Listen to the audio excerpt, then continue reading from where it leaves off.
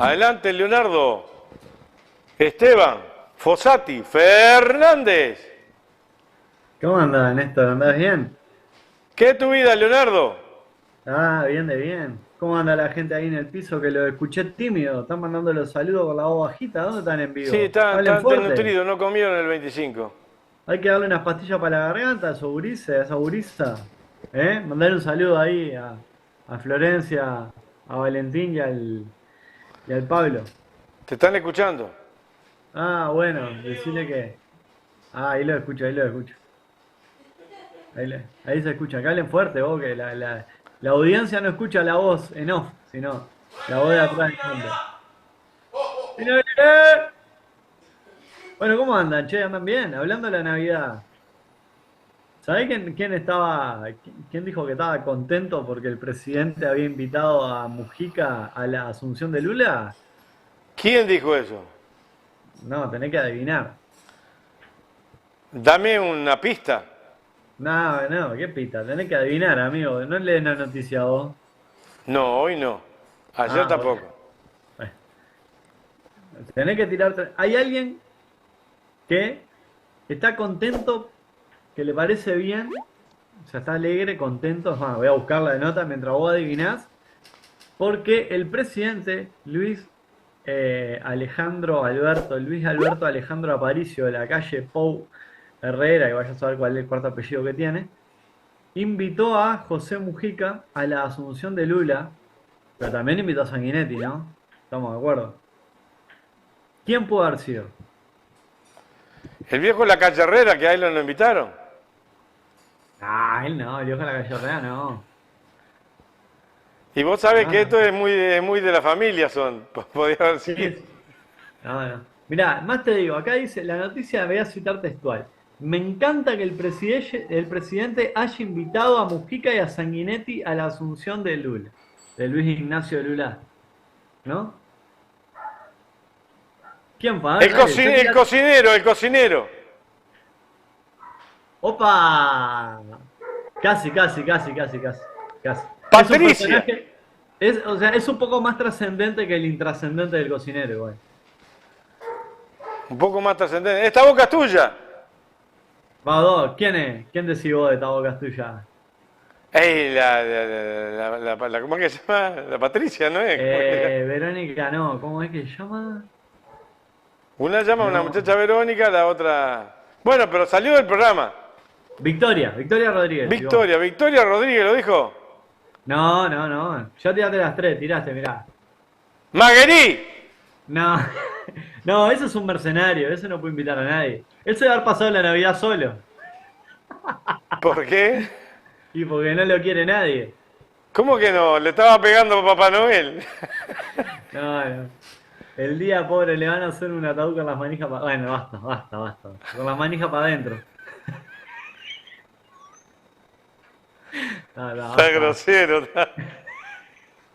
Bueno, es un tipo que o sea, no merece mi respeto una persona que está todo el día insultando acá en la televisión a todo el mundo, yo qué sé. Entenderá el chiste, ¿no? Una persona que se ría a diestra y siniestra de todo el mundo, imagino que entenderá el chiste. Ramiro anda en el chat, dice Sturla, el cardenal. Esturla, bien, el antiaborto, dice Ramiro Ferreira. Acá le mando un saludo a Ramiro allá en su pavo, hace un calor, está bravo allá. Allá sí que debe estar tomando mate a la sombra de perejil, que no es artesiano, ¿no? Pero bueno, Esturla. ¿Vos fue Sturla lo dijo Esturla? nomás. Ah, bueno, Esturla, entonces sí. estaba informado, Ramiro estaba informado. Ah, sí, claro. Vos sabés que es increíble el protagonismo que se ha arrogado en los últimos tiempos Sturla, ¿no? Este, pero bueno, eso no es de ahora. Ya venía coqueteando, no sé si vos te acordás, en el último periodo del Frente Amplio, ya andaba coqueteando con el que era prosecretario, aquel de la presidencia. ¿Te acordás? El prosecretario de presidencia de Tabaré. ¿Cómo se llamaba? Este gurí. Canepa, No, Canepa era Roballo, Mujica. Roballo, Roballo. Con Roballo. Con Juan Roballo. Andrés Roballo. Juan Andrés Roballo. Ya andaba ahí en la vuelta coqueteando a Sturla y bueno, vino a ocupar el Estado, el lugar, ¿no?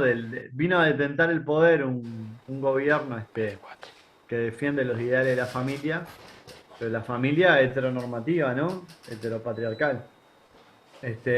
Familia hay una sola, papá y mamá, decía un video de Cualca. Cualca era un segmento de un programa de humor que estaba Malena Pichotti, y bueno, Charo López y un montón de gente más, y tenía un sketch muy divertido que hablaba de la familia y la canción decía, familia hay una sola, mamá y papá. Y esos son un poco los valores que profesan este nuevo gobierno. De hecho, la gente habrá visto últimamente, acá lo dijimos, se dijo en este programa, se habló de cómo han avanzado sobre el espacio público determinados mensajes que en otro momento quizás daban un poco más de vergüenza, porque realmente, y acá digo, no, digo, parafraseando un poco a Dolina, ¿no? Que en algún momento decía que persona antiderecho hubo siempre, ¿no? Lo que pasa es que antes le daba vergüenza salir y decirlo, salir y manifestarlo, porque decía, ¿quién va a ser tan retrógrado o retrógrada de pensar como puedo llegar a pensar yo, ¿no? Que hay que estar en contra de las personas afro, las personas trans, bueno, de las minorías históricamente vulneradas, segregadas y marginalizadas en este país. Pero bueno, los últimos 3 años ha venido, y yo te diría que hace un tiempito más, hace unos 4 o 5 años, ha venido ganando y se ha instalado fuertemente un discurso que claro, no le tiembla la voz a la hora de manifestarse, ¿no? En contra de la defensa de sus intereses, porque lo que está predominando acá, más allá de los intereses de clase, que generalmente tendemos a posicionarlo como los intereses económicos de clase o los privilegios de clase, nunca consideramos que con la defensa de esos intereses también está la defensa de los valores, ¿no? Ese conjunto de valores. Eso que hay un teórico de la sociología que se llama Pierre Bourdieu que habla del hábitus, ¿verdad? El hábitus. Que no es de él, Norbert Elias ya habla del hábitus y demás, otras escuelas de teóricos, ¿no? Que hablan de todos aquellos componentes que constituyen la distinción dentro de los distintos espacios sociales que conforman una sociedad. Uno cuando se encuentra con una persona que pertenece a un sector socioeconómico distinto, una de las primeras cosas que se manifiesta más allá de lo que materialmente uno puede percibir, que es cómo esa persona está vestida y demás, también hay una cuestión inmaterial que tiene que ver con todas esas cuestiones que son adquiridas y que hacen a la distinción, que tienen que ver con el trato, con el grado de educación, el manejo del léxico, ¿no?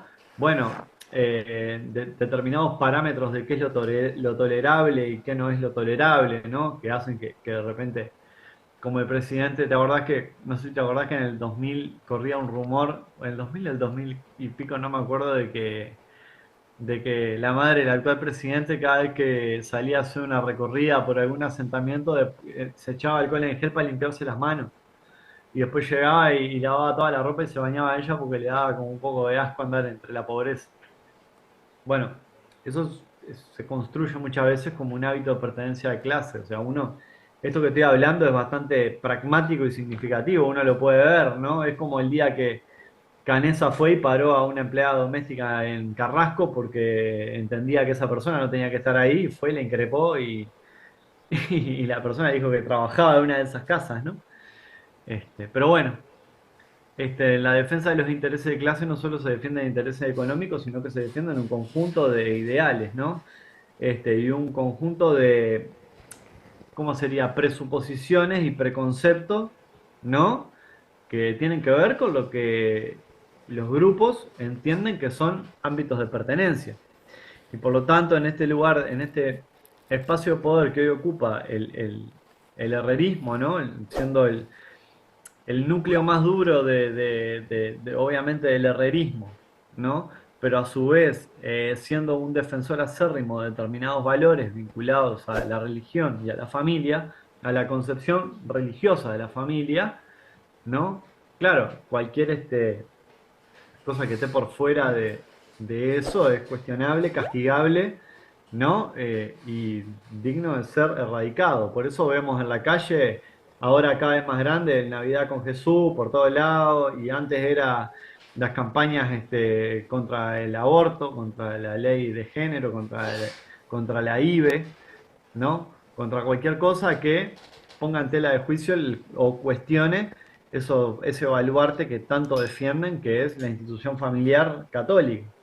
Y bueno, y en este escenario cobra relevancia la figura de Sturla, ¿no? Que en este país la Iglesia Católica es como es un poder silente en tanto la jerarquía que tiene, pero ha quedado siempre medianamente constreñida, es decir, encorsetada de alguna manera a los lineamientos políticos que han predominado, ¿verdad? Y en este país durante periodos de tiempo muy largos ha predominado líneas políticas más tendientes al racionalismo y al liberalismo, ¿verdad? Por lo tanto, la religión en ese ámbito ha quedado bastante supeditada a un rol secundario, en tanto su capacidad de injerencia, ¿verdad? Sobre cuestiones del ámbito político.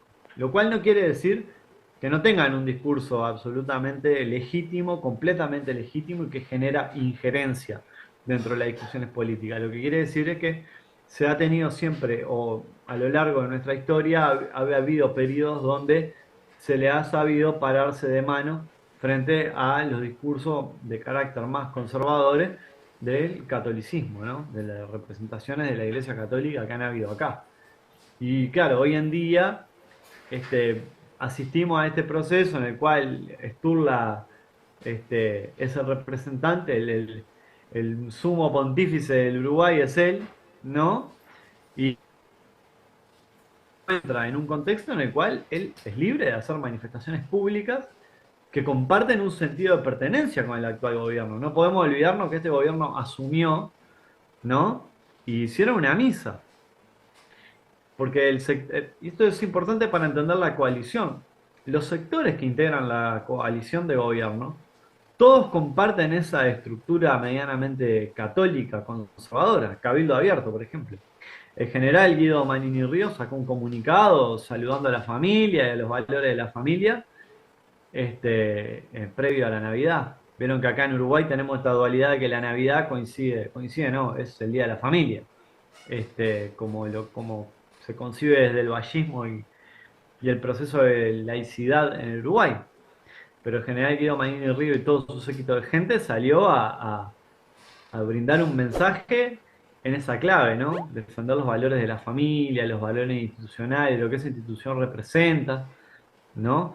Que esto es muy interesante pensarlo de cara a que seguramente el miércoles va a estar la Pati Totorica y algo va a decir de esto.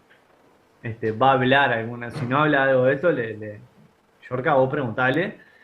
Pero bueno, han salido a defender. Entonces, en ese discurso que hay, donde está todo el conservadurismo plegado bajo una línea, y bueno, Sturla está como a sus anchas para salir y para pregonar el mensaje de la Iglesia, que no solo ha tenido esta predominancia en tanto que hoy en día es un actor decisor Me político. preguntan por ahí, ¿hay una iglesia de izquierda? ¿Hubo alguna iglesia medianamente progresista en el Uruguay? Estoy hablando de la iglesia católica. Lo que pasa es que es imposible pensar, la gente, o sea, nosotros tendemos a pensar, me parece a mí muchas veces, como que el catolicismo es una corriente única, ¿no? Del pensamiento o de la interpretación de la doxa religiosa. Y en el universo del Vaticano existen distintas corrientes, ¿verdad? Que esas corrientes son como la interna de un partido político, luchan por la predominancia en el poder. Por ejemplo, en el periodo de la conquista, ¿no? En América del Sur estaban los jesuitas, por ejemplo, que vienen de una corriente interpretativa de los textos religiosos que no es tan conservadora como han sido otras líneas, representadas, por ejemplo, por Juan Pablo II o Ratzinger, que vienen de otras fuentes de interpretación de, de los textos bíblicos, pero del concepto de la religión en tanto de institución, institucionalidad que produce. Entonces, si podemos comprender eso, podemos entender que hayan existido a lo largo de la historia representantes del catolicismo, yo hablo acá en Uruguay, voy a hablar del catolicismo, ¿verdad? representantes del catolicismo más vinculados a la izquierda o con ideales que podemos posicionar dentro del espectro político de la izquierda. Porque la religión, así como el fútbol y todo lo que rodea la vida, son instituciones de carácter político, que toman decisiones, definen posiciones y signan el comportamiento dentro de una estructura social, porque marcan una forma de percibir, comprender y aprehender el mundo. Entonces, claramente en Uruguay han habido corrientes. De hecho, hay un documental muy interesante que se llama La fe en la religión o algo así, que es uruguayo, es un documental uruguayo que habla de la resistencia, ¿no?, de los distintos grupos religiosos en Uruguay en la dictadura, en una franca oposición a una línea del catolicismo que hubo en toda la región, como hubo en Chile, hubo en Paraguay, hubo en Argentina y hubo en Brasil, de un cuerpo católico muy vinculado a la represión, a la censura, a la tortura y a la desaparición. Eso no es novedad, eso ya se sabe. La Iglesia Católica como institución avaló los procesos dictatoriales, ¿no? Claro, dentro de ese cuerpo, ¿no?, hubo gente que se manifestó y se posicionó más hacia la izquierda, ¿verdad? ¿Por qué? Porque viene de otras fuentes o de otras escuelas dentro de la interpretación de la religión, ¿verdad? Esto es muy parecido a cuando está la discusión de el Estado de Israel o la diáspora judía o la colectividad judía, que cuando se tiende a pensar en el Estado de Israel se tiende a cometer la generalidad de hablar del pueblo judío. El pueblo judío es un pueblo que tiene miles de años de historia y que está conformado por una de las diásporas más grandes del mundo, ¿no? Y que muchos de los integrantes de esas diásporas no comparten los lineamientos del Estado de Israel, que lleva adelante otro tipo de política y otro tipo de proyecto político religioso que no se comparte en su totalidad. Lo mismo podemos hablar del catolicismo en Rusia y la Iglesia Ortodoxa. Entonces, tenemos que poder comprender este tipo de cosas para entender que siempre existen estas líneas de fuga. Por ejemplo, la teología de la liberación, ¿no?, que es una teología de izquierda que nace en Brasil. Y después está la teología del pueblo en Argentina, que en Argentina estaba liderada por el padre Mujica. Entonces, pero hoy en Uruguay y en el último tiempo en Uruguay, la Iglesia ha tenido un carácter, la Iglesia Católica y sus representantes han tenido un discurso muy conservador que han podido modular en relación a que el contexto político fuera menos o más favorable. ¿Por qué? Porque Sturla de alguna manera coqueteó con algunos representantes de la izquierda a fin de ir construyendo su imagen y posicionarse, ¿no?, como figura y líder que es ahora. El problema es que a veces eso nos genera sorpresa y nos sorprende, lo vemos y decimos, ah, mirá que ahora dice tal cosa, y no debería sorprendernos. Pero a su vez lo vemos queriendo jugar como ese rol y esa lógica de articulador político, ¿no? Porque ahora el gobierno, que claro, no puede tapar más ya los escándalos que hay, que suceden cotidianamente, no hay manera, o sea, estamos todos los días, uno consulta las noticias, está esperando a ver quién va a aparecer en los chats de Astesiano. Ya no se sabe más nadie, en cualquier momento aparece el Néstor Yorca, que lo llamó para pedirle contacto. Dejá que aparezca Sturla. ¿Eh? Dejá Bueno, que aparezca Sturla. Y aparece sí, ¿por qué Yorca ahí no? Yo qué sé, él tenía vínculo con todo. Bueno, no sabemos qué. Bueno, como el escándalo no lo pueden sostener, ahora el gobierno ha entrado en una suerte de discurso de nosotros somos el gobierno de la amplitud. No sé si se dieron cuenta que ha habido un cambio en la comunicación del gobierno, de querer como transmitir un mensaje en estos últimos días de amplitud y de tolerancia y de respeto. ¿Vos Habla decís por una eso que invitaron al coalición. Pepe Mujica? ¿Cómo? ¿Vos decís que fue por eso que invitaron al Pepe? ¿O para eso? Bueno, ahí están, diría Carlos Techera, ahí están viajando otras cosas a las cuales yo elegiría no meterme. Pero bueno, preferiría no hacerlo. Creo, Yo quiero recordar, te voy a poner un palo en la rueda. Yo quiero recordar que tenía un acercamiento muy, muy fuerte con Tabaré Vázquez y su señora esposa. Con el gobierno al frente. O con Tabaré y la familia. ¿quién? Sturla. Por eso yo lo mencioné cuando decía que ya estuvo coqueteando en momentos pretéritos, ¿no? Pero esto tiene que ver que cuando una fuerza política se precia de tener una orientación, más allá de que uno pueda mover el espectro y ampliarlo en aras de construir unidad, amplitud y diversidad, también tiene que ser muy claro a la hora de construir sus convicciones políticas, porque si no, ¿qué te termina pasando? Que te sorprende que ¿no? Una persona como Sturla tome injerencia y marque posicionamientos políticos, ¿no? En un lugar donde no le corresponde. Que no le corresponde por una cuestión de que nuestro país se precia de ser laico, ¿verdad? Pero no podemos quitarle no podemos ser tan ingenuos de quitarle la relevancia que tiene la palabra del máximo representante de la Iglesia Católica en Uruguay. Entonces tampoco podemos hacernos los panchos y mirar para otro lado y decir el que habló no tiene nada que ver. Pero lo que yo venía diciendo, esto de que cambia el discurso, el gobierno cambió en los últimos 3 4 días levemente, para volver y retomar esa idea de, ¿te acordás que nosotros no venimos a dividir, como decía Luis hace en plena campaña electoral, decía, nosotros no venimos a dividir, nosotros no somos el gobierno de las divisiones, sino que somos el gobierno de la unidad, vamos a ser el gobierno de la unidad, vamos a sumar esto, no somos los que restamos?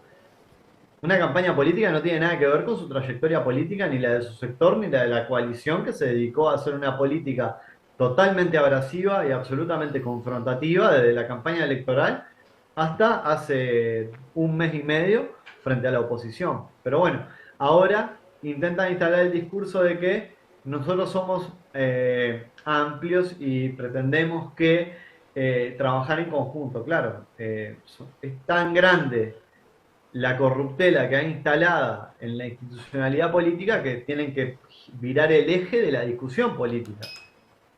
Tienen que ponerlo en otro lado.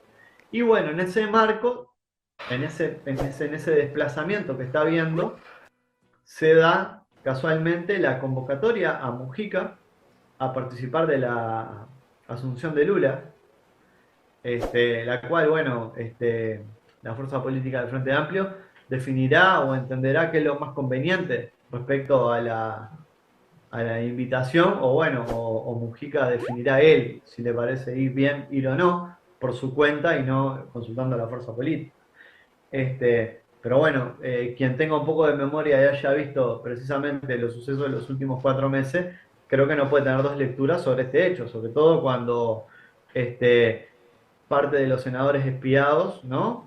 Por el Estado son pertenecientes al sector del cual pertenece Mujica, ¿no? O sea, donde el Estado estuvo ejerciendo espionaje en democracia, encontramos senadores representantes del NPP, como Charles Carrera.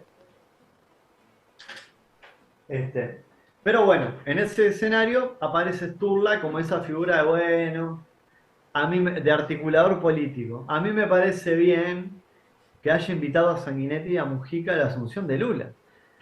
Y vos decís, si tuvieran vergüenza, que no la tienen, no irían. Mujica, o sea, Sanguinetti no iría. Sanguinetti, que le dijo el gobierno de Lula había sido el más corrupto de la historia de América. O sea, no, Sanguinetti no puede ir, o sea, no tiene rostro para ir. O sea, tiene que ir con un tapaboca que le deje la ceja para afuera nada más. Porque la verdad, Se pone el tapaboca colorado ese y va a ver que va igual. sí, claro que va a ir. Claro que va a ir porque así, o sea, él cree que es el Winston Churchill de la política uruguaya. Está un poco lejos de eso. Pero bueno, es innegable que ha tenido una injerencia muy fuerte, ¿no? En determinados ámbitos de la injerencia política, como en el aparato militar del Uruguay y en otros componentes que forman algunas veces los mecanismos paralelos del Estado por los cuales se ejerce el poder, como la prensa. Pero bueno, Sanguinetti la verdad no debería ir y en tal caso tampoco correspondería que fuera, en calidad de que de ex mandatario iría. ¿Por qué le extenderían una invitación a Julio María Sanguinetti? ¿Verdad? Sobre todo en el actual conflicto que tiene la fuerza política ¿no? de Sanguinetti, la cual acaban de destituir a la vicecanciller, renunció. Y que anteriormente se le fue el ministro de Relaciones Exteriores. ¿Y cuál es el lío que tiene? Si el jefe de la banda, el jefe del partido es él. Bueno, Yo creo que por una Y cuestión de, no, el que entregó el Partido Colorado al lacacismo es él. ¿Cuál es el problema? no, que es jefe de la banda. Va porque es el jefe de la banda, vos lo dijiste. No, no, yo Lo dijiste vos dijiste eso. Ahora casi no lo te digo, hagas pero el no lo intérprete. dije porque se escapó eso. Yo no dije eso. Bueno, es el jefe del El partido. jefe del partido es él.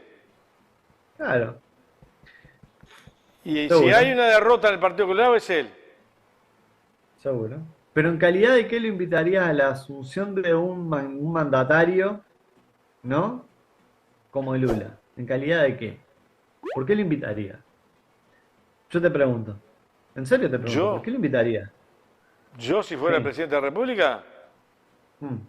y porque es mi ladero más fiel y firme, es el que entregó, el Partido Colorado me lo entregó a mí de pata y mano, ¿cómo no lo voy a invitar? Como un Por favor, favor, decís vos. y todavía, pero por favor, y todavía le quedan 2 años para trabajar en ese sentido. Yo creo que no. Él no está en ninguna sombra de nada. Cuando Cardoso fue a entregar la banca, el ministerio, fue a hablárselo de Sanguinetti, desde la casa de Julio María Sanguinetti. Ahí se hizo el cambio, más notorio que eso, yo tengo que pagar los favores. Vamos, Julio, ¿me acompañás en el avión? Vamos con Mujica, que necesito ahí una queda bien. Y va, y si tiene rostro, ¿por qué no va a ir? ¿Seguro? Está pagando favores, claramente no va por una cuestión de representación política como, por ejemplo, exmandatario o algo por el... Bueno, podría decir, bueno, fue exmandatario, no sé, pero hace mucho tiempo fue un exmandatario. Estamos de acuerdo, ¿no? Pero bueno, lógico sería sí que invitara claramente a un expresidente representante de la fuerza política más grande del país, ¿no? Eso sí sería como algo lógico, ¿no? Inclusive hasta sería una devolución de la cortesía. El tema es que eso se va a dirimir por los canales que se tenga que dirimir a la interna de cada fuerza política, ¿no? Y en relación y diálogo a entender cuál es la salida mejor para el proyecto país. Y para la idea que muchas veces se maneja de proyecto país. ¿Quién va a representar o quién va a ir con el presidente a la asunción de Lula? El tema actual es que lo que yo planteo y lo que estaba planteando es que hay un viraje, ¿no? En la comunicación, ¿no? De retomar esa línea discursiva. Por aparte del año que viene vamos a entrar en el 2023 y generalmente los gobiernos toman las decisiones menos simpáticas, las toman en los primeros años de gobierno. Los 2 últimos años de su periodo, ¿no? De gestión generalmente se dedican a tomar medidas de carácter más positivo y a cortar cinta. Esa es la realidad. El problema es que, bueno, a este gobierno no sé cuántas cintas le quedan para cortar y que no sean del Frente Amplio, como pasó acá en la inauguración de la Ruta 3, que la empresa invitó al Toto Rossi y los jerarcas del Ministerio de Transporte y Obras Públicas no lo habían invitado. Pero bueno, y ahí hubo una declaración, unos comentarios bastante interesantes por parte de Víctor Rossi sobre lo que fue la inauguración ahí de ese tramo de la Ruta 3. Pero bueno, lo que les comentaba y lo que decía, que a través de salir un poco de las figuras políticas clásicas, porque claro, o sea, hace 3 años que sus figuras políticas que están llevando adelante, como quien dice, el discurso del oficialismo son, sí, sí, sí, son representantes que han tenido un discurso de barricada y de confrontación. Y se están dando cuenta que eso es insostenible, porque hoy en día ya no pueden seguir sosteniendo ese nivel de intensidad y de abrasividad hacia la oposición. Por lo tanto, ¿no? En esta articulación muchas veces que se da entre la esfera de poder y el gobierno, se está dando un viraje a, bueno, nosotros no vinimos a buscar la confrontación, nosotros queremos generar y tender estos puentes y estos caminos para generar esto de que nos tenemos que hacer cargo todo de lo que es el proyecto país y demás. Cuestión que hace 10 días atrás no era así. Toda la culpa del Frente Amplio y demás. Y la figura que ha salido a jugar un papel importante, pero porque está jugando sus intereses políticos, no partidarios, aunque vota, como todo lo que estamos acá, es esta persona que se llama Daniel Sturla, ¿no? Que tiene una representación central en la vida pública del país, ¿no? En una sociedad que se precia de ser laica, pero que toma a un actor representante de la institución católica como una voz autorizada para muchas veces legitimar determinadas aristas de las discusiones políticas, como por ejemplo todo lo que tiene que ver con la familia, ¿no? El aborto y demás. Así que bueno, no dormirnos con este nuevo viraje que estamos viendo, esta nueva lectura que se están haciendo, ¿no? De determinadas áreas del oficialismo, porque creo que la señal que se está viendo o la imagen que va quedando, y yo con esto dejo Gerardo, es que la oposición al oficialismo está trabajando bien a la hora de marcar la senda y la línea de determinados asuntos políticos y está en esos lugares generando fisuras a ese discurso monolítico. Me parece importante cerrar con eso porque yo soy una persona bastante crítica respecto a cómo se ha dado la gestión de la oposición y demás. Así que bueno, te dejo con Gerardo acá que está acá. Feliz Navidad, feliz día a la familia y me quedo escuchando el programa.